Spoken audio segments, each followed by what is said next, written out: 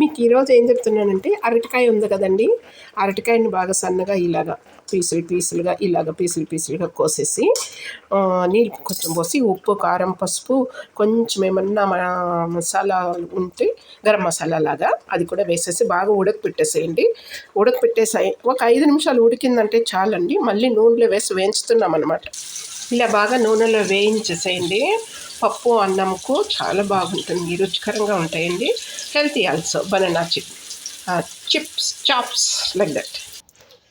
అన్నంలోకి నెయ్యి వేసేసుకోండి. నెయ్యి వేసుకున్న తర్వాత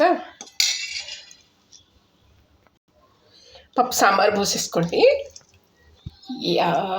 డ్రమ్ స్టిక్ సాంబార్ ఇది తిని చూసారనుకోండి, ఇది బనానా చాప్స్, మటన్ చాప్స్ చేస్తాం చూడండి, అంతకు మించి ఉందండి.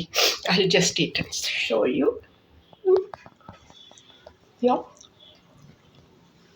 జస్ట్ లిటిల్ కరం అని వచ్చేదాకా వేయించండి. యమ్మీ అండి. నాట్ ఓన్లీ వన్ యమ్మీ అండి. Believe it or not. Enjoy. Thank you so much for watching my videos. Please like it and subscribe it.